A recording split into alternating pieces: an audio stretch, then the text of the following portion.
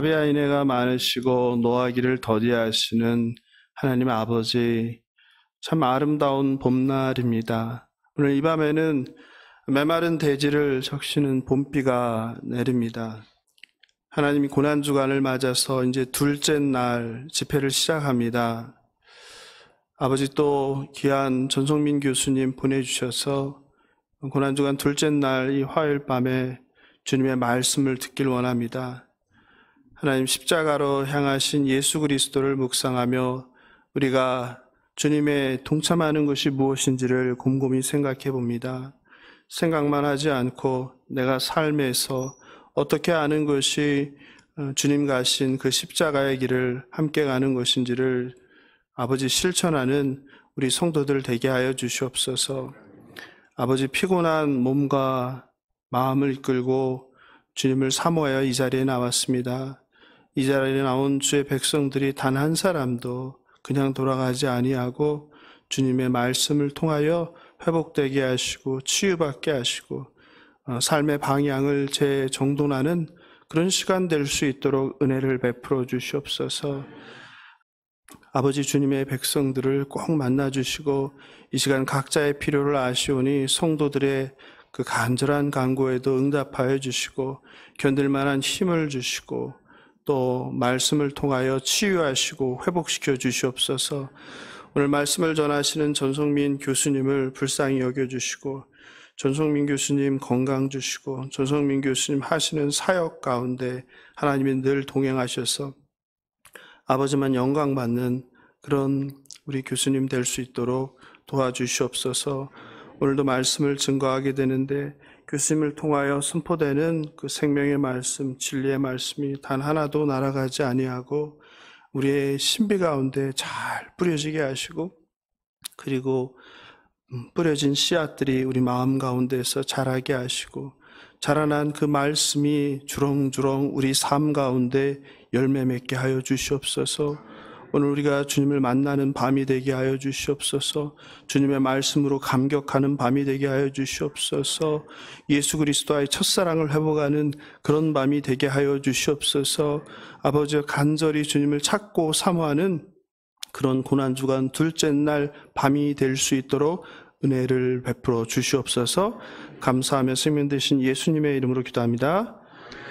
네, 오늘 둘째 날 하나님께서 우리에게 주실 말씀은 예레미야가 3장 16절 20절, 로마서 8장 35절 39절입니다. 여러분 또 주일날 제가 말씀 전하면서 이제 결론 냈던 부분인데 로마서 같은 말씀이라 되게 반가웠습니다.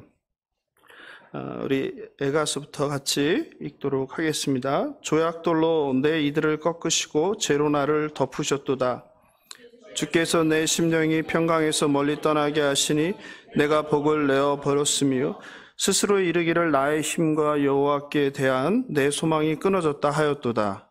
내 고초와 재난 곧 쑥과 담즙을 기억하소서.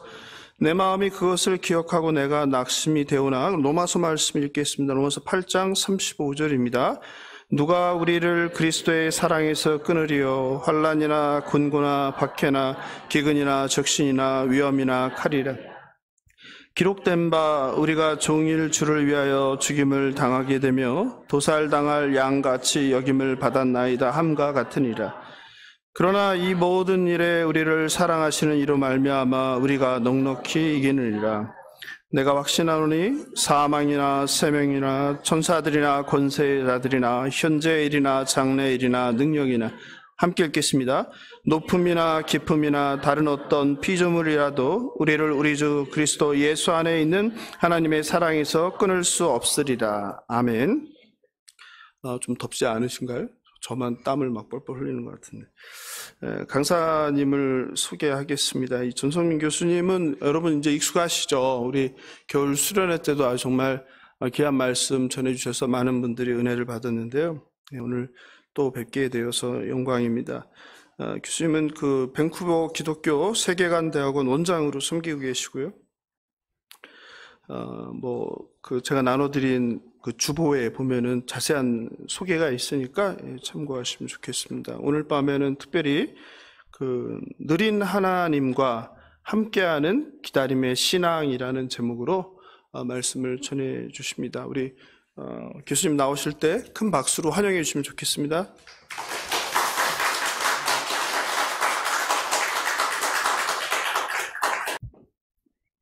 안녕하세요. 반갑습니다. 지난 2월 25일에 제가 같이 인사한다고 말씀 나누었더라고요. 다시 뵙게 돼서 너무 기쁘고 반갑습니다. 제가 오늘 나누고 싶은 말씀의 주제는 느린 하나님입니다. 그리고 제목에 있지는 않은데 또 이것은 저희 신앙에 관련해서 토요일에 관한 것이라고도 이야기할 수 있을 것 같습니다. 오늘은 화요일이잖아요. 근데 이제 고난주간 기도회 일정표를 보니까 토요일에는 기도회가 없더라고요. 그래서 토요일에 관한 이야기를 해도 되겠다라는 생각을 했습니다.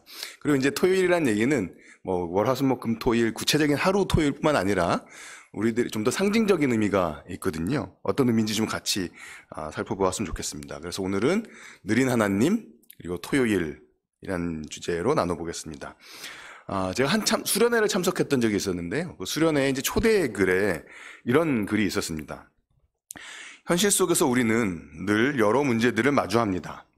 학업, 진로, 직장, 경제적인 문제, 외로움, 인간관계, 가족 문제, 건강 문제 등을 직접 겪으며 고통을 경험하기도 하고 주변의 어려운 상황들을 보고 들으며 깨어진 세상을 실감하기도 합니다. 이 글이 우리의 상황을 너무나 절절히 그린다는 생각을 했습니다. 근데 이 글을 읽고 생각이 좀 들었던 거죠. 왜 우리의 현실은 이렇게 어려울까? 이번 주가 고난주간이지만 저희가 다가오는 주일은 부활주일이잖아요. 그리스도인의 삶은 죽음을 이긴 부활 승리의 삶이어야 되지 않는가? 그리스도의 삶은 부활 승리를 만끽하는 삶이어야 될 것 같은데 우리의 삶을 솔직히 들여다보면 우리 삶에 어려움이 있습니다. 뭐가 문제일까? 나의 믿음에 문제가 있기 때문인가? 라는 생각이 들기도 합니다. 그리고 또 부활의 기쁨을 우리 마음에 채우고 싶어서 승리자 주님을 마음껏 찬양하지만 또 어떨 때는 그냥 우리 목소리에서만 나오는 찬양 같은 느낌도 듭니다. 이런 고민을 하다가 들었던 생각이 지금 우리가 어려운 현실 속에 있는 것은 지금 우리가 살고 있는 시간이 토요일이기 때문이다 라는 생각을 했습니다. 무슨 뜻일까요? 토요일에 살고 있다.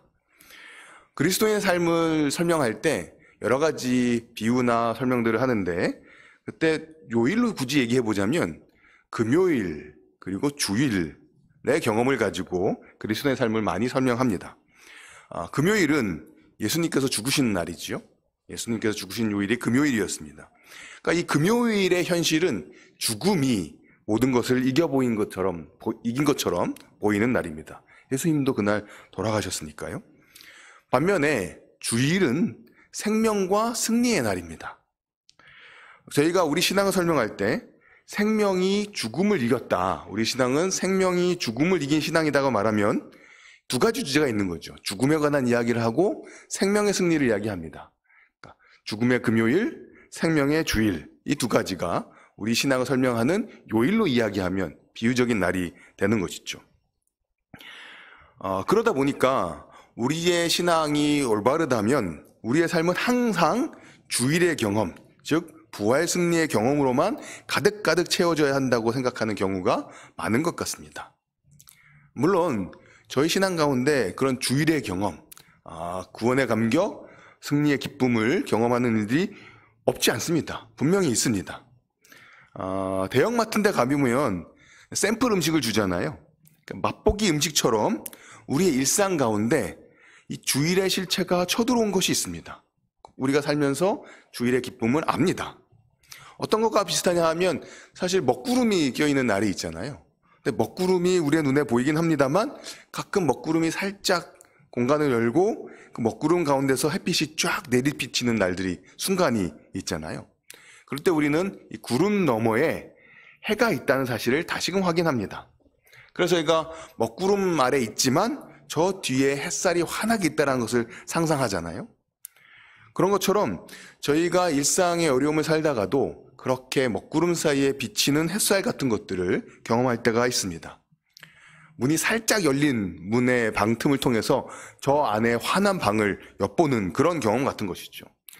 사실 저희가 이 자리에 함께 모여 있는 것은 우리가 어떤 방식으로든지 간에 그러한 경험을 했기 때문에 우리가 신앙이 있는 사람이 되어진 것이죠.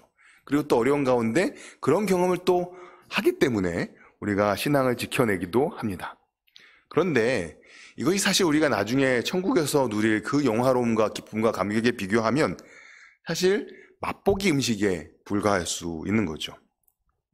물론 그 맛보기가 아주 강력합니다. 그래서 우리는 항상 그 햇빛을 받으며 살 수 있다고 생각하게 되는 거죠. 그리고 저희가 찬양하는 찬양 가사들은 그런 주일의 감격, 주일의 관점을 많이 갖고 있습니다. 그래서 주일 예배 때 혹은 이제 수련회 할 때 찬양을 부르면 그 찬양의 감격 속에서 저희가 세상을 다 이긴 것 같습니다. 그런데 저희가 금세 잘 알잖아요.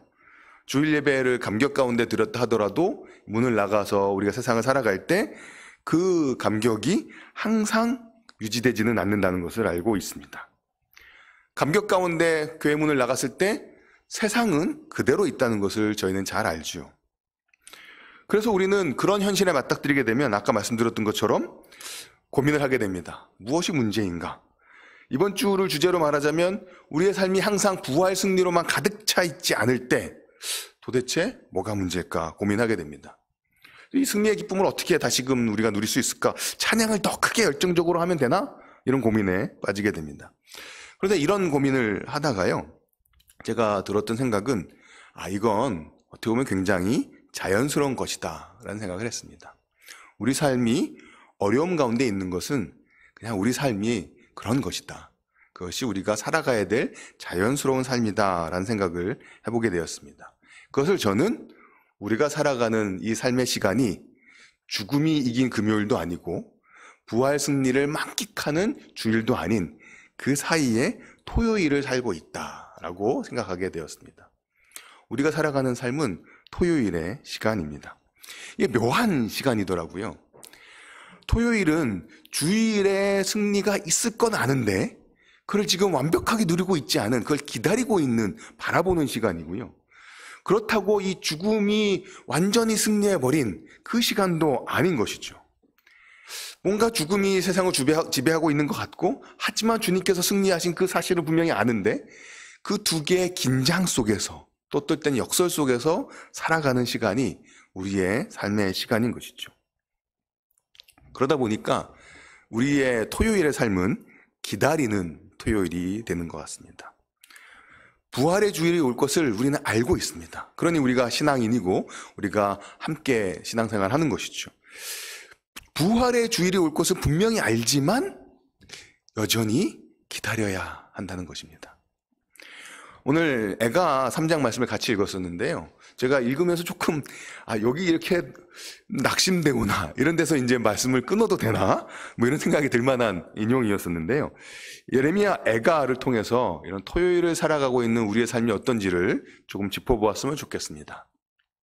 그래서 오늘 첫 번째 주제는요, 이제 모든 것이 끝이다 입니다. 이제 모든 것이 끝이다 라는 표현은 메시지라는 현대어 번역본인데요. 예레미야 애가 3장 18절 본문을 현대어로 번역한 성경은 이렇게 번역을 한 것입니다. 그래, 이제 모든 게 끝이다. 하나님을 믿어봐야 헛일이다. 성경에 하나님을 믿어봐야 헛일이다 라는 표현이 있다는 게 제가 새로운 번역을 읽었을 때 너무나 깜짝 놀랐습니다.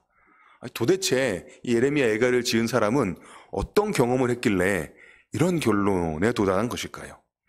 사실 개역개정으로 읽어도 굉장히 충격이 됩니다만 사실 표현들이 좀 어렵고 그렇게 어떤 면에서는 또 너무 익숙해서 개역개정으로 읽으면 그 충격이 조금 덜한 것 같거든요. 그 절절함이 좀 덜 느껴지는 것 같습니다. 그래서 제가 오늘은 아까 말씀드렸던 메시지라는 아주 최신 현대어 번역으로 예레미야 애가 3장, 조금 시간이 걸리지만 1절부터 18절까지 한번 읽어보도록 하겠습니다. 개역개정이나 새번역을 눈으로 쫓아오셔도 좋은데요. 보시면서 그 표현보다 훨씬 더 생생하게 번역했구나라는 것들을 느끼실 수 있을 것 같습니다. 제가 현대어 번역으로 18절까지 읽어보겠습니다. 1절부터 이렇게 되는데요. 내가 고난을 맛보았다. 하나님의 진노의 매질을 당했다. 그분이 내 손을 잡아 칠흑 같은 어둠 속으로 밀어 넣으셨다. 아니, 당신 손등으로 나를 후려치셨다. 거듭거듭 후려치셨다. 나를 막대기처럼 뼈만 앙상하게 만드신 다음 뼈마저 부러뜨리셨다. 나를 사방에 포위하시고는 고난과 고생을 들이부으셨다. 나를 관 속에 갇힌 시체처럼 깊은 흑암 속에 가두셨다. 나로 결코 빠져나오지 못하게 하신다.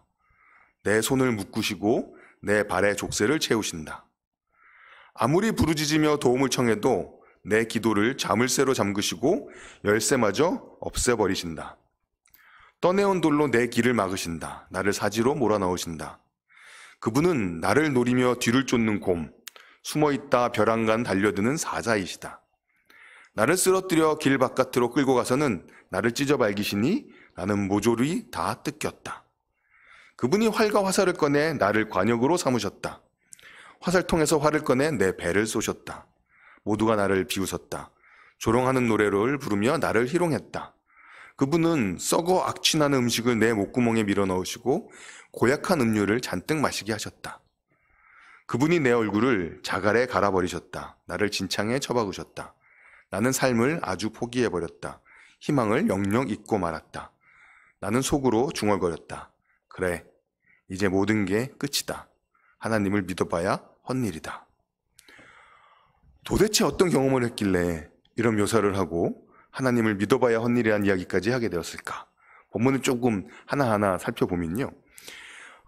히브리어 본문을 봤을 때 개역개정은 아닙니다만 맨 처음에 나라고 시작을 하거든요. 그래서 아까 읽었던 번역이 내가 고난을 맛보았다. 하나님의 진노의 매질을 당했다. 이렇게 시작을 하죠. 1절은 자기가 당한 경험을 이야기를 합니다. 근데 이제 2절부터 하나님께서 하신 일을 쭉 묘사를 하는데요. 보통 시편에서 하나님이 하신 일들을 시편에 기록된 경우는 하나님이 하신 좋은 놀라운 일들을 많이 이야기하잖아요. 근데 방금 들으셨던 것처럼 예레미야가 3장 2절부터 나오는 하나님이 하신 일들은 모두가 다 부정적입니다. 2절부터 나는 하나님께서 하시는 일을 당하는 사람입니다. 2절부터 나오는 그 하나님의 행동은 이렇습니다. 나를 캄캄한 곳으로 이끌어 헤매게 하시는 분입니다. 내 손을 잡아서 칠흑 같은 어둠 속으로 밀어 넣으셨습니다. 3절에서 손을 들어 나를 또 치고 또 치십니다. 종일토록 치십니다. 4절 이하에 보면 내 살갗을 약하게 하시고 뼈를 꺾으십니다. 가난과 고생으로 나를 포위하셨습니다. 죽은 지 오래된 사람처럼 흑암 속에 살게 하신다 이야기합니다. 7절부터 9절은 굉장히 어려운 상황인데 그 상황에 대한 탈출구도 없다고 이야기를 합니다. 이 상황에서 벗어나려고 하는데 하나님이 방해하시는 거죠. 감옥에 갇힌 느낌입니다. 사방이 막혔습니다. 10절을 가면 이 이미지가 동물을 사용하는데요. 하나님이 곰이십니다. 저희는 곰 그러면 귀여운 동물 생각하기 쉽지만 이스라엘 사람들에게는 맹수거든요. 그 하나님이 사자입니다. 이 맹수, 사자 하나님이 나를 노리십니다. 찢으십니다. 화살을 쏘는 관역으로 삼으십니다. 13절에서도 화살의 이미지를 나오는데요. 하나님 화살로 개역개정의 표현을 빌자면 허리를 맞추십니다. 원래 의미는 콩팥인데요. 우리 삶의 몸에서 가장 예민한 부위라고 생각을 했었습니다. 그러다 보니까 이제 허리뿐만 아니라 내 새 번역은 심장이라고 번역을 한 거죠. 하나님이 활을 쏘서 내 심장을 맞추십니다.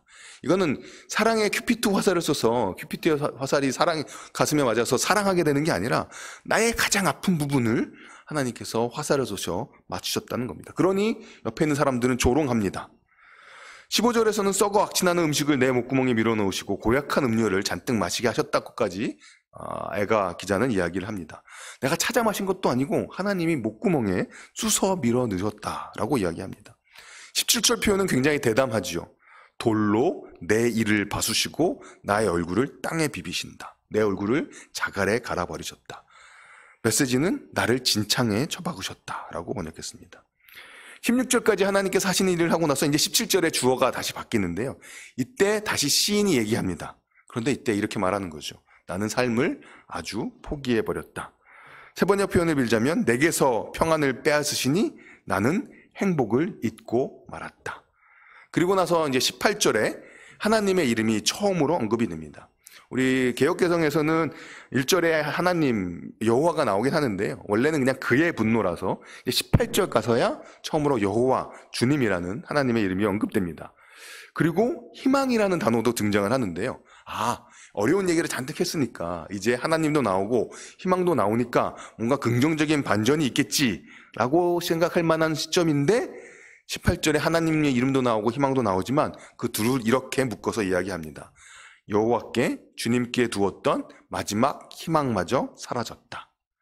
이가 제가 맨 처음에 읽었던 하나님을 믿어봐야 헛일이다 라고 번역한 구절입니다.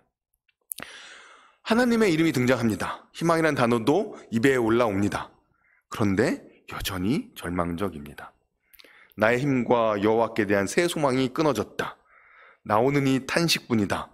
이제 내게서는 찬란함도 사라지고 주님께 두었던 마지막 희망까지 사라졌다. 여러 가지 번역으로 읽어보았습니다. 너무나 절절한 표현들이죠. 너무 절절한 표현들을 읽다 보면 이게 그 고통이 너무 세서 이 마음이 무뎌지기까지도 하거든요. 너무 아프고 힘들면 고통에 예민한 게 없어지기까지도 하잖아요. 그렇게 고통을 무디게 만들 정도로 너무나 절절한 표현들로 가득 찬 것이 예레미야 애가 3장 1절부터 18절입니다. 어떤 표현이 이렇게 마음에 꽂히셨을까요? 저 같은 경우에는 화살로 내 심장을 맞추신다. 내 얼굴을 땅에 비비신다. 이런 표현들을 읽을 때 가슴이 철렁했었습니다. 고통의 노래입니다. 근데 이제 고통의 노래를 읽으면서 저희가 관찰해야 되는 것이 몇 가지가 있는데요. 조금 분위기를 좀 부드럽게 하면서 퀴즈를 좀 드려보겠습니다.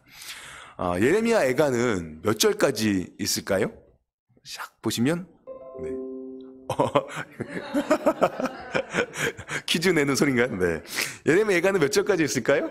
네. 66절까지 있습니다. 그렇죠? 네. 1장은 예레미야가 1장은 몇 절까지 있을까요? 네, 1장은 22절까지 있습니다. 2장도 22절까지 있거든요. 자, 1장 22절, 2장도 22절, 3장은 66절, 4장은 다시 22절, 그리고 5장도 22절이거든요. 그러고 생각해보면 66이라는 숫자는 22 곱하기 3이잖아요. 그러니까 이 66절도 22하고 관계가 있습니다. 그러니까 이게 22라는 숫자가 되게 특별한 숫자 같아 보이는 거죠. 왜 이 예레미야 애가는 22절로 쭉쭉 되어 있을까요? 그 이유는 히브리어의 알파벳이 22개라서 그렇습니다. 영어 알파벳은 26개인가요? 그렇죠? 근데 히브리어 알파벳은 22개입니다. 그리고 히브리어의 시들은요, 구약에 있는 시들 가운데는 소위 이제 알파벳시, 우리식으로 말하면 가나다시쯤 될까요? 그러니까 1절은 A로 시작하고 2절은 B로 시작을 하고, 우리말로 하면 1절은 기역으로 시작하고 2절은 니은으로 시작하고 3절은 디귿으로 시작하고, 그래서 처음에 있는 알파벳부터 마지막에 있는 알파벳까지 사용하면서 한 절 한 절을 쓰다 보니까 그 절수가 22절이 된 거죠. 66절은 왜 그렇게 됐냐 하면 1절과 2절과 3절이 A, 4절, 5절, 6절이 B, 7, 8, 9가 C니까 3배가 돼서 이제 66절까지 됩니다. 이게 이제 예레미야 애가의 절수의 비밀인데요. 그림 하나를 잠깐 저희가 보았으면 좋겠습니다. 하나 보여줄 수 있을까요? 네. 볼 수 있는 거죠? 요거 말고, 네. 맨 첫 번째 거, 네, 요겁니다. 예. 요게 이제 미국에 있는 아마존이라는 회사의 회사 로고인데요. 우리식으로 얘기하면 쿠팡쯤 되더라고요. 미국에 있는 쿠팡 회사의 이제 상표입니다. 이제 아마존이라는 건데요. 여기 밑에 이렇게 웃는 모양의 화살표가 있잖아요. 근데 이제 웃는 모양의 화살표가 어디서부터 시작을 하냐 하면 A라는 영어에서 시작을 해서 보면 Z라는 데까지 있잖아요. 영어의 A가 첫 번째 알파벳이고 Z가 마지막 알파벳이잖아요. 그러니까 이 로고에 숨은 뜻이 있는 거죠. A부터 Z까지.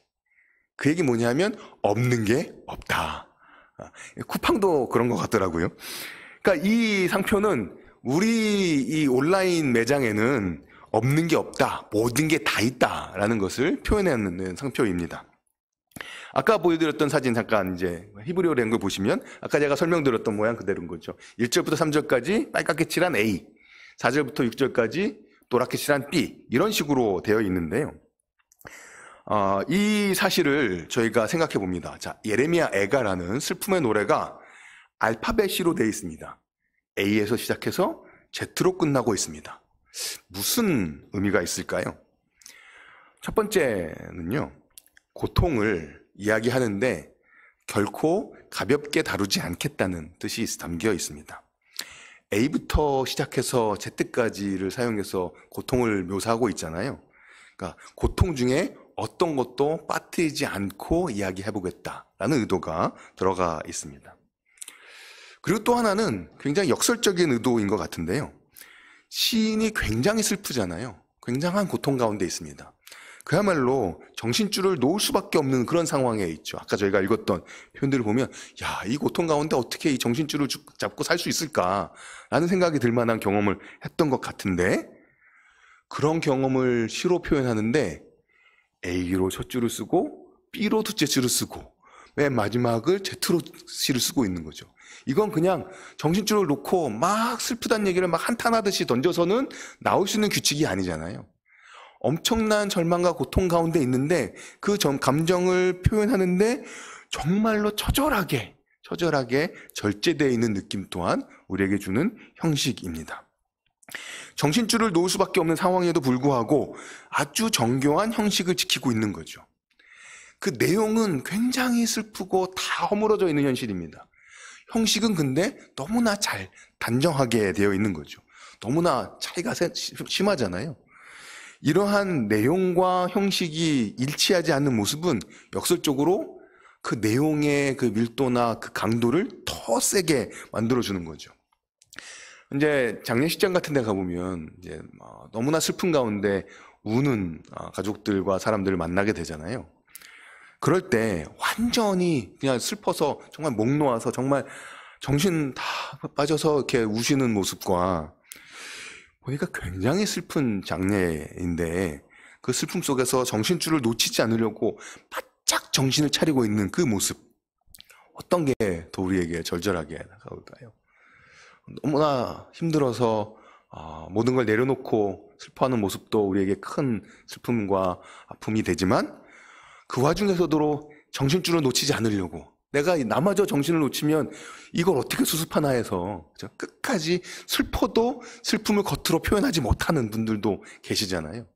제 아버지가 고3 때 돌아가셨는데 어머니가 좀 그러셨었어요. 아버지가 고3 때 돌아가셨으니까 이제 어머니 정말 슬프고 힘드신데 이 끝까지 그 슬픔을 참고 이렇게 견디시려는 모습들을 이렇게 보이시는 거죠. 왜냐하면 본인이 무너지면 아이들도 다 이렇게 힘들어 할까봐. 이 애가의 이 정교한 이 짜임새는 이 엄청난 슬픔 속에서도 정신줄을 놓치지 않으려는 처절한 몸부림을 보여주고 있습니다. 근데 흥미로운 건 이렇게 버티다가요 5장에 가잖아요. 5장은 절수는 22절인데 5장은 알파벳이가 아닙니다. 그러니까 절수는 지켰지만 ABCD로 쓰면서 시를 쓰는 건 마지막 가서는 도저히 못했던 것 같은 느낌이 드는 거죠. 5장에 이르면 차마 알파벳을 맞추지 못할 정도로 마음이 무너져 있는 것을 느끼게 됩니다.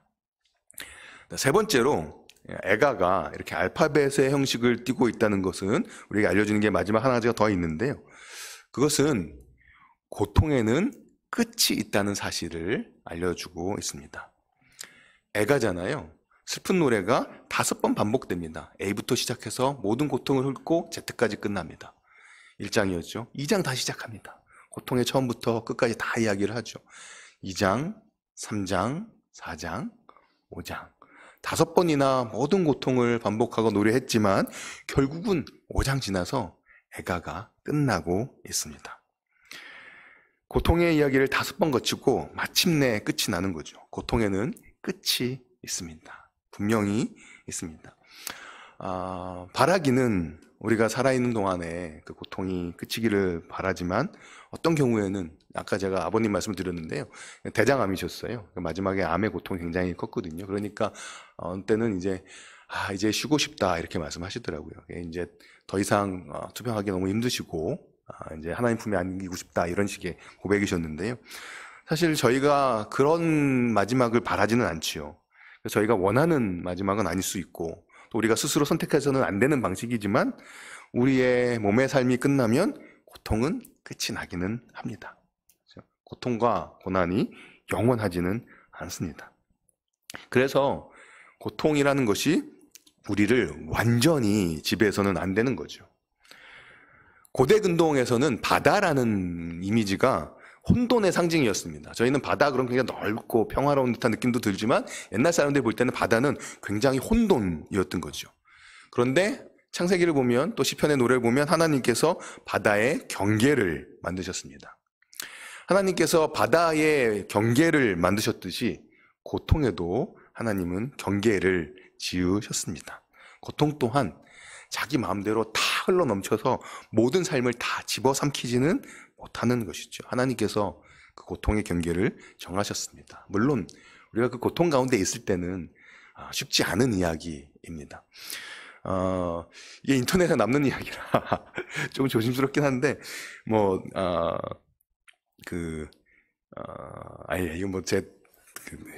좀 너무 사적인 이야기라 제가 경험했던 얘기, 그러니까 두리뭉실히 얘기하면요, 어떤 고통 가운데 있을 땐 이게 언제 끝나나 그런 가운데 있습니다. 그런데 이 고통 가운데 있는 속을 모르는 사람은요, 옆에서 다 때가 되면 언젠가는 끝나요. 내년 이맘때면 괜찮아, 편하게 지낼 수 있을 거예요 라고 위로를 해주시거든요. 근데 이제 그 고통 가운데 있을 때는 그게 위로가 1도 안 되죠. 그렇죠? 그런데 진짜 1년을 지나봤더니, 그렇죠? 어느새 그 고통의 시간이, 1년 만에 고통의 시간이 끝나면 정말 다행이고 감사한 거죠. 1년 시간을 지났더니 그 힘들었던 시간이 어느덧 없어져 있더라라는 걸 새삼스럽게 느끼면서, 이게 당장의 위로가 되지 않는 말이긴 분명하나 그게 사실이기는 했구나 라는 걸 나중에 가서 이렇게 더 생각하게 됩니다. 하나님께서 고통이 우리의 삶을 완벽하게 집어삼키도록 내버려 두지는 않으셨습니다. 어떤 방식으로든지 간에 그 고통의 경계를 만드셨던 것이죠. 애가는 A부터 시작해서 Z로 끝나는 알파벳입니다. 이거는 고통을 건너뛰지 않고 고통을 회피하지 않고 면밀히 살펴보겠다는 의지를 드러내고 있습니다. 그리고 그것이 여러 번 반복될 수는 있겠지만 언젠가는 끝난다는 것도 보여줍니다. 그 가운데 있을 때는 영원히 끝나지 않는 것 같습니다만 고통은 영원하지는 않습니다. 다르게 말하면 토요일은 끝이 나는 날이라는 것이죠. 토요일을 살면서 저희들의 기다림이 참 깁니다. 그래서 시편 보면 주여 언제까지입니까? 라는 노래들이 참 많이 있습니다. 하지만 그 기다림이 아무리 길어도 결국은 생명을 누리는 부활의 주일은 분명히 옵니다. 분명히 옵니다. 근데 그 기다림을 우리에게 가능케 하는 것이 있는데요. 그것은 기억입니다. 그래서 오늘 두 번째는 두 가지 기억입니다. 18절까지 이 애가를 진 사람의 절절한 상황을 읽었잖아요. 근데 19절부터 21절은 두 가지 기억을 노래를 합니다. 개역개정 19절은 이제 이런 말씀이 있는데요. 내 고초와 재난, 곧 쑥과 담즙을 기억하소서. 기억하소서라고 얘기하니까 하나님께 기억해달라고 호소하는 것이죠. 근데 이제 새 번역을 보시게 되면 호소하는 게 아니라 내가 기억한다라고 번역하고 있습니다. 번역이 조금 다르긴 하죠. 하지만 하나님께 기억해달라고 요청을 하든지 아니면 내가 기억하고 있는 것을 이야기하든지 간에 19절에 나오는 첫 번째 기억은 고통의 기억입니다. 쓴 쑥, 쓸개즙 같은 고난에 대한 기억입니다. 그리고 이 고통의 기억은 20절에서 더욱 생생하게 묘사되는데요. 고통의 기억이 너무나 또렷합니다. 너무 분명해요. 그래서 아까 현대어 번역을 말씀드리면 전부를 생생하게 기억한다. 얼마나 생생하게 기억하는지 나락에 떨어진 그때의 심정을. 새 번역은 잠시도 잊을 수 없으므로 울적한 마음을 가눌 길이 없다. 잠시도 잊을 수가 없는 거죠. 나락에 떨어졌던 그때의 그 심정을 잊을 수 없습니다. 그리고 그 기억은 너무나 고통스럽습니다. 그런데 21절이 우리에게 묻는 질문이 있습니다. 하나님과 우리 사이에 여러 가지 기억이 있는데 그 가운데 고통의 기억만 있냐고 물어보고 있습니다. 아니라는 거죠. 개역성경 21절은 마음에 담아두었다라고 번역했는데요. 새 번역은 마음속으로 곰곰이 생각해보니 라고 번역했습니다. 마음속으로 가만히 곰곰이 생각하는 것이 애가에서의 전환점이 되고 있습니다. 그러나 마음속으로 곰곰이 생각하며 오히려 희망을 가진다. 현대어 번역은 메시지는 그러나 내가 기억하는 것 또 한 가지가 있으니 나 그것을 기억하며 희망을 붙든다. 20절에서는 뭔가를 기억하는 게 낙심하게 만들었지만 21절에서 뭔가 기억한 것은 소망을 불러일으킵니다. 그래서 18절에서는 희망이 없다라고 얘기했던 애가의 기자는 21절에서 긍정적인 맥락에서 희망을 이야기합니다. 이런 비유를 들 수 있을까요? 부부가 있습니다. 너무 크게 싸웠어요. 크게 싸우다 보니까 이 결혼이 실패했나? 라는 생각이 들 정도로 싸웠습니다. 그래서 싸웠으니까 이 결혼이 실패했나? 갈라서야 되는 생각까지 들 정도로 이렇게 심하게 다투었으니까 그동안 섭섭했던 건 그냥 다 쏟아놓기 시작을 합니다. 어떡하겠어요. 그냥 이번 기회에 다 쏟아놓습니다. 그랬더니 속이 조금은 시원해지면서 마음의 여유도 약간은 생기는 것 같습니다. 그리고 또 가만히 생각해 봤더니 그동안 오랜 세월 살면서 굉장히 남편이 나를 무진장 힘들게 했지만 또 가만히 생각해 보니까 좋았던 기억도 좀 있는 것 같아요. 예. 좋았던 기억이 조금씩 스물스물 이렇게 올라옵니다. 게다가 지금 이제 마지막에 막 싸우고 막 이렇게 토론을 했으니까 불평을 막 얘기하고 섭섭했던 거 얘기하는데 웬일인지 무시하지 않아요. 변명하지도 않고 막 제가 토로했던 것들을 제가 아니라 아내가 남편이 토로했던 것들을 상대방이 인정해주고 들어주는 것 같습니다. 그러면 그래 항상 나빴던 것만 아니지 분명히 좋았던 시절도 있었는데 라고 좋았던 시절이 다시 기억이 납니다. 곰곰이 생각해 보니까 희망이 생기는 거죠. 하나님과의 우리의 사이도 방금 아가 기자가 말했던 1절부터 18절 사이에 그렇게 노래할 수밖에 없었던 힘든 시간들이 있지만 또 곰곰이 생각해 보니 하나님과 나 사이에 정말 좋았던 기억들도 있더라 생각이 납니다. 21절에 나의 소망이 되었다라는 표현이 나오는데요. 소망이 된다라는 표현은 다르게 번역하면 기다릴 것이다 라고도 번역할 수 있습니다. 그래서 이렇게 번역을 해보면 21절은 이렇게 번역할 수 있습니다. 이것을 마음에 새기며 두고두고 기다리겠습니다. 24절 나의 몫은 야훼시라 속으로 다짐하며 이 몸은 주를 기다리리이다. 26절 주님께서 구원하여 주시기를 참고 기다리는 것이 좋다. 우리는 이제 기다림을 이야기할 수 있게 되었습니다. 근데 이제 아까 곰곰이 생각해 본 것이 있었거든요. 그것을 내가 곰곰이 생각해 보니까 희망이 생긴다라고 얘기했는데 도대체 뭘 곰곰이 생각해 봤는지는 21절까지 구체적으로 나오진 않습니다. 뭘 곰곰이 생각해 봤는지가 22절부터 24절까지 나오는데요. 즉 우리에게 소망을 준 것, 우리로 기다릴 수 있게 만든 것이 무엇인지가 22절부터 24절에 나옵니다. 그것은 하나님의 신실하심입니다. 믿음직한 하나님의 사랑입니다. 그래서 현대 번역으로 22절, 23절 읽어오면 하나님의 신실한 사랑은 다함이 없고 그분의 자애로운 사랑은 마르는 법이 없다. 그 사랑은 아침마다 다시 새롭게 창조된다. 주의 신실하심이 어찌 그리도 큰지. 우리도 기다릴 수 있습니다. 다함이 없는 주님의 한결같은 사랑, 끝이 없는 주님의 긍휼, 아침마다 새로운 사랑, 너무나도 큰 신실하심, 이것들을 곰곰이 생각해 볼 때 우리도 기다릴 수 있게 됩니다. 사실 이 고백이 쉬운 고백은 절대 아닙니다. 왜냐하면 이 찬양, 이 노래가 쓰여졌던 배경은요, 예루살렘이 멸망했던 시기잖아요. 예루살렘이 무너지고 성전이 파괴되었던 그 묘사를 열왕기하 25장 읽어보시면 아주 생생하게 읽을 수 있습니다. 적이 쳐들어왔고 성벽이 무너지고 성전에 있는 기물들이 다 뺏김, 다 탈취를 당합니다. 철저하게 처절하게 묘사가 되어 있는데요.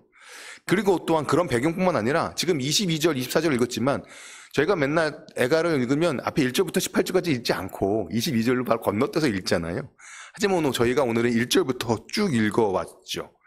애가를 1절부터 쭉 읽어왔던 사람들은 22절에 있는 이 시인의 고백이 그냥 어설픈 위로 혹은 설익은 위로가 아니라는 것을 너무나 잘 압니다. 이미 우리는 그야말로 밑바닥을 보았었던 거죠. 아까 다른 번역으로 보았을 때 하나님을 믿는 것이 헛되다라고 말하는 순간까지 경험했던 사람의 고백입니다. 지금 22절과 24절에서 하나님의 신실하심을 사랑을 말하는 게 그냥 맨날 해피해피하게 살았던 사람의 고백이 아니라 하나님을 믿는 것이 헛되다라고 말했던 사람의 고백이라는 거죠. 진짜 바닥을 보았었습니다. 삶이 다 무너졌었던 것이죠. 안 무너진 삶이라는 게 아니죠. 분명히 삶이 무너졌습니다. 하나님을 믿어야 되나? 믿는 게 무슨 도움이 있지? 유익이 있지? 이런 생각을 했던 사람의 이야기라는 것이죠. 그런데 그렇게 다 무너진 삶의 자락의 끝에서 결국은 다시 확인하게 되는 것은 하나님이 어떠한 분이신지입니다. 하나님의 성품, 하나님의 약속, 그리고 무엇보다도 하나님의 본심, 하나님의 본래 마음, 부인할 수 없는 하나님의 본심을 기억하게 됩니다. 저희는 아까 토요일의 현실을 이야기했잖아요. 어렵고 힘든 게 분명한 현실입니다. 저희가 그 현실에 눈 감는 게 종교는 아니에요. 우리가 그 현실을 경험하고 직시하고 인정합니다.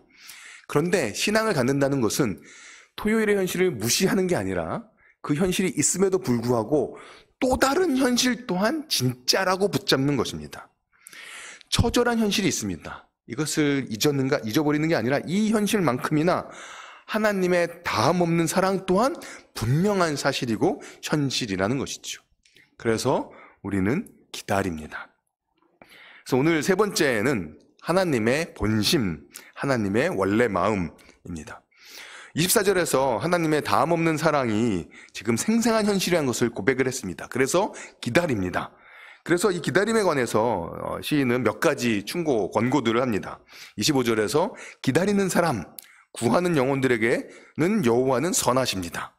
26절, 여호와의 구원을 바라고 잠잠히 기다리는 것, 주님께서 구원하여 주시기를 참고 기다리는 것, 이것이 좋습니다.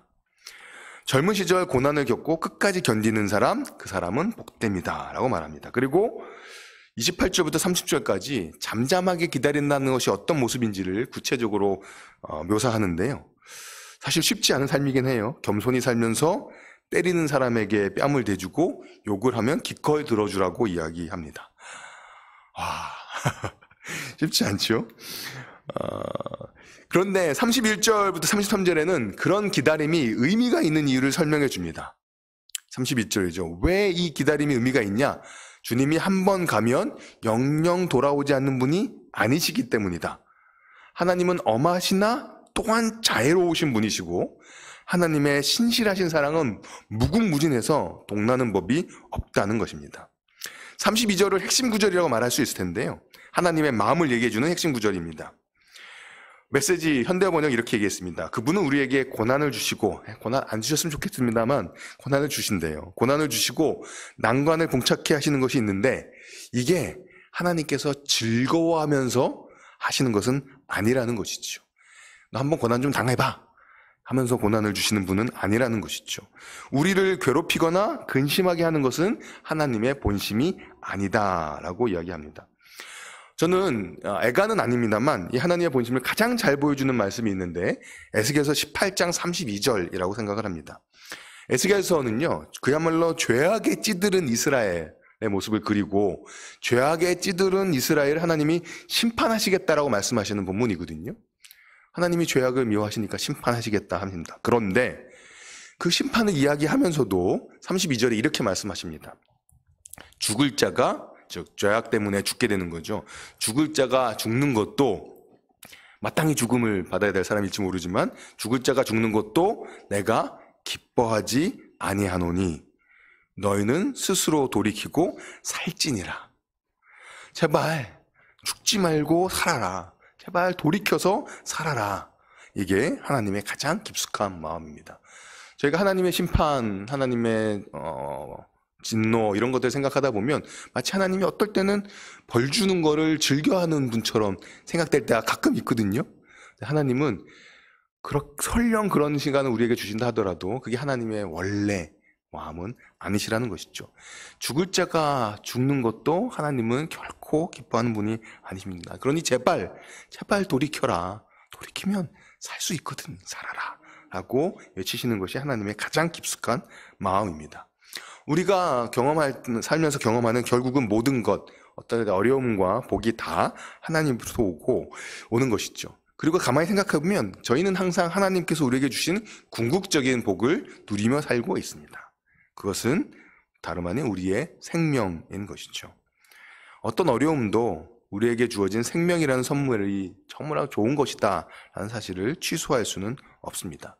물론 이것도 어려울 땐 그렇지 않은 것 같죠. 그래서 성경이 그런 면에서 참으로 매력적이고 성경이 우리를 너무나 잘 아는구나 라고 생각하게 되는 건데요. 예를 들면 욥기 같은 데 읽어보시면 욥은 너무 어려운 가운데 자기가 태어난 생일을 저주하거든요.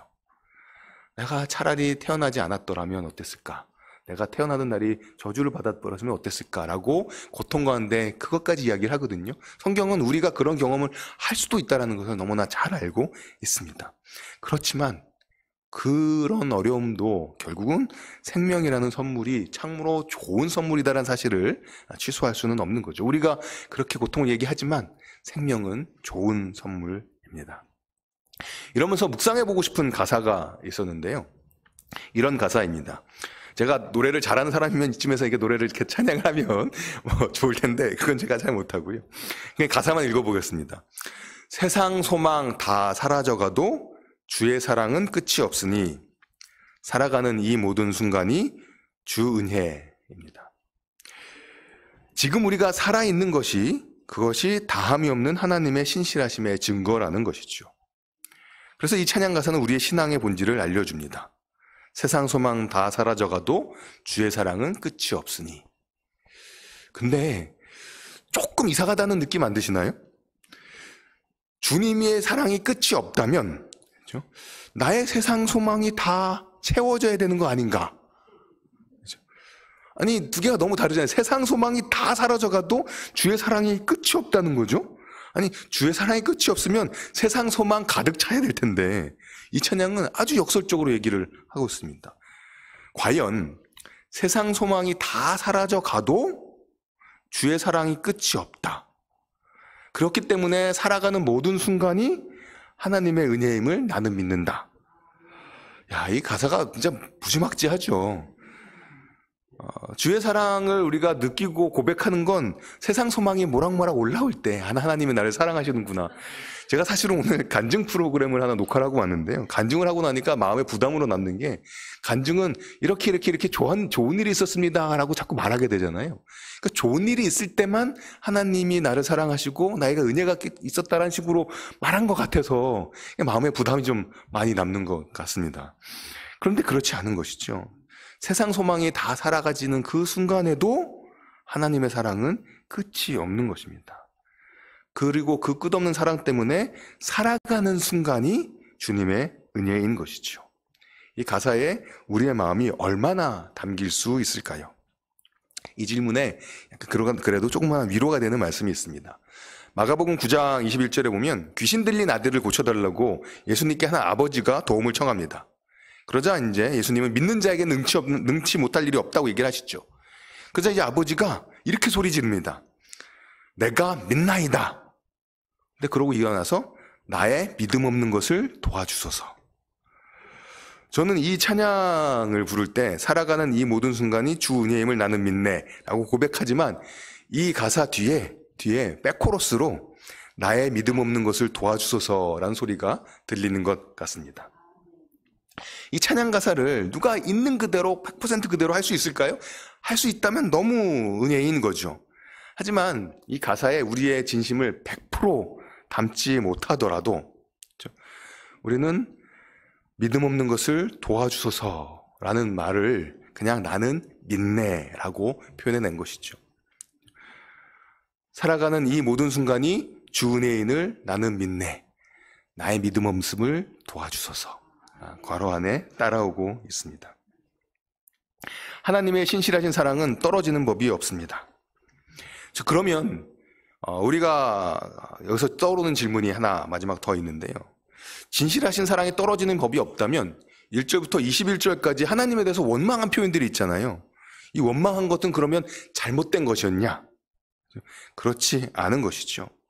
우리가 하나님에 대해서, 우리의 상황에 대해서 깊게 돌아보는 아주 의미 있는 시간들인 것입니다. 그리고 우리가 토요일을 살고 있다면 1절부터 21절까지 18절까지의 그 숙고하고 고민하고 하나님께 원망도 하고 토로하는 그 과정은 성도의 삶에 꼭 있게 되는 시간들 같습니다. 그러한 토로와 원망과 호소는 하나님을 더 알아가는데 필요한 것들입니다. 이 애가를 쓴 사람이 1절부터 21절까지의 원망스러운 토로를 하지 않았더라면 하나님의 은혜를 다시 그 은혜의 기억을 되새기는 일도 없었을 것입니다. 그래서 저희는 그런 깊은 성찰을 하지 않고 그냥 하나님은 항상 선하십니다. 하나님은 좋으신 분입니다라고 어떻게 보면 약간 주문처럼 되뇌이는데 우리의 신앙의 깊이는 그쳤을 것 같습니다. 물론 하나님은 선하십니다.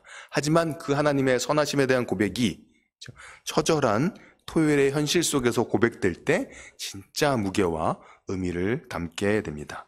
하나님이 선하시다는 고백은 우리를 세뇌하는 그런 주문이 아닌 것이죠. 치열한 질문, 치열한 항의 끝에 결국 하나님의 본심을 맞닥뜨렸을 때 터져 나오게 되는 고백입니다. 우리 삶의 무게 때문에 눌린 삶 속에 신음 가운데 새어나오는, 어렵지만 신음 가운데 하나님, 주님의 사랑이 끝이 없습니다라는 우리 인생의 무게가 달린 나지막한 고백이어야 합니다. 오늘 마지막은 주제는요, 행동하는 기다림입니다. 토요일은 우리가 기다리는 시간이라고 말씀드렸는데요, 기다리면서 가만히 있는가? 그렇지 않다는 것이죠. 좀 약간 허무 개그 같은 건데요, 어떤 사람이 도대체 왜 이렇게 더울까요? 라고 묻습니다. 근데 옆에 있는 사람이 이렇게 대답해 줍니다. 당연하지, 사우나 안에 있으니까. 어떤 사람이 묻습니다. 아니 왜 이렇게 캄캄할까요? 옆에 사람은 얘기합니다. 당연하지, 밤 12시니까.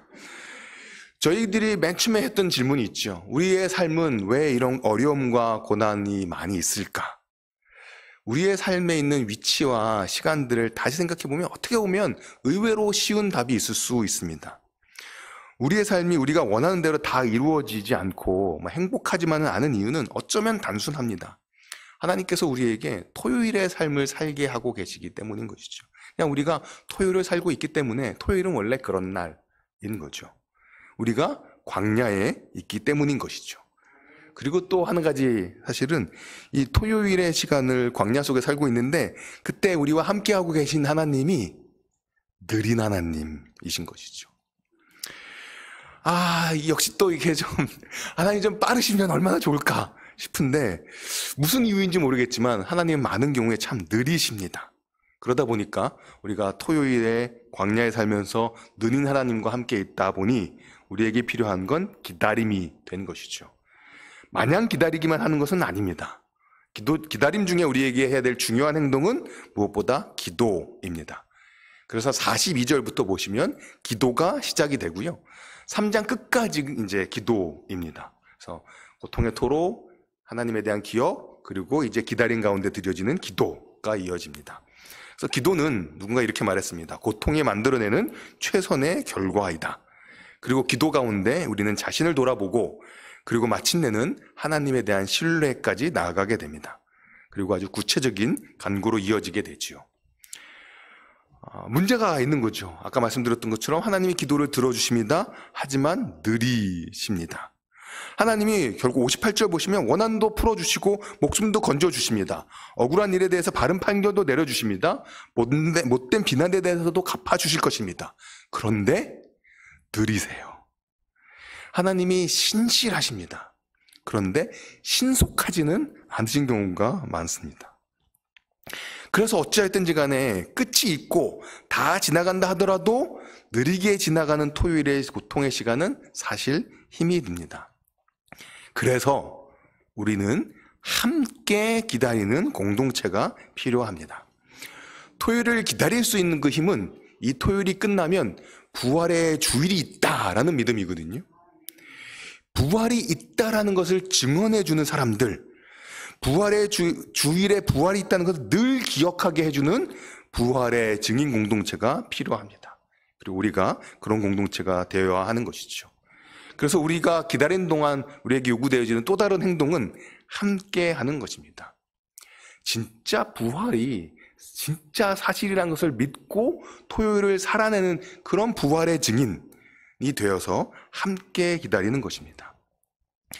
부활의 증인은 어떻게 될 수 있을까요? 부활의 증인은 상처를 가지고 있습니다. 예수님이 자신이 부활하셨던 걸 어떻게 증명하셨을까요? 자신의 상처를 보여주심으로 자신의 부활을 확인시켜 주셨습니다. 우리도 마찬가지인 거죠. 우리 삶 가운데 상처가 있습니다. 상처가 있는데 상처가 있음에도 불구하고 기쁘게 살아가는 모습이 부활의 증거입니다. 그래서 참된 치유자는 상처 입은 치유자라고 이야기합니다. 말씀을 정리하겠습니다. 사실 고통의 문제를 제가 이렇게 감히 나누었는데요. 고통의 문제는 사실 굉장히 어렵습니다. 고통 자체도 매우 힘들지만 고통을 더 힘들게 만드는 몇 가지 이유들이 있죠.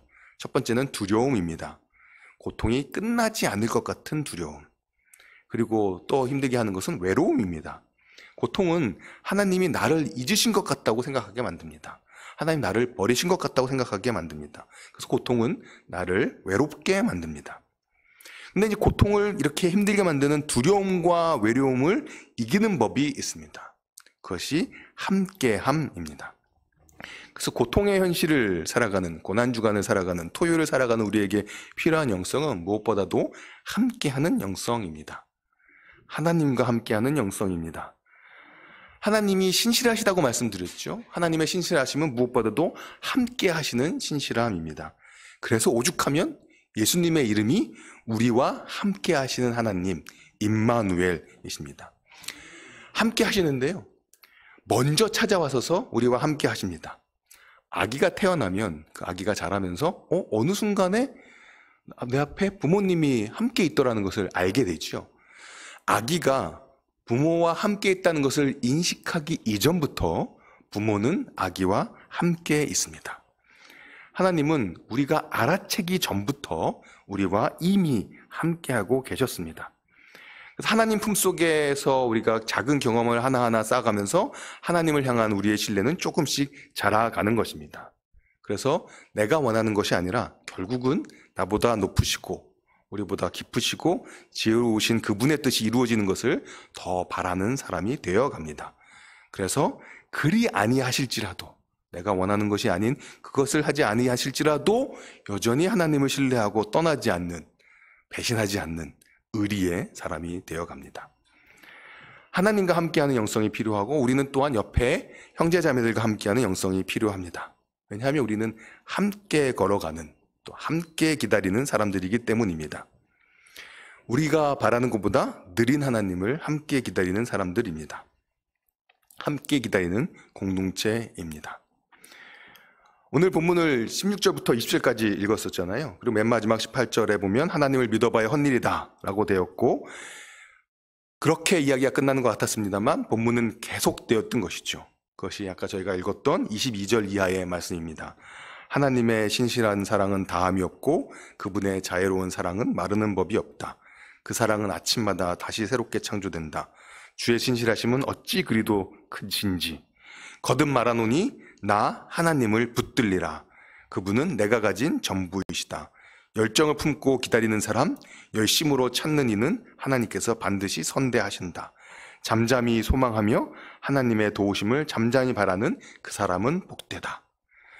광야의 토요일을 지나면 약속의 땅의 부활의 주일은 반드시 옵니다. 그리고 그 기다림의 시간을 살아가는 사람들에게 바울은 로마서 8장에서 이렇게 외쳤습니다. 누가 우리를 그리스도의 사랑에서 끊을 수 있겠습니까? 환난입니까? 곤고입니까? 박해입니까? 굶주림입니까? 헐벗음입니까? 위협입니까? 또는 칼입니까? 우리는 확신합니다. 죽음도 삶도 천사들도 권세자들도 현재 일도 장래 일도 능력도 높음도 깊음도 그 밖에 어떤 피조물도 우리를 우리 주 예수 그리스도 안에 있는 하나님의 사랑에서 끊을 수가 없습니다.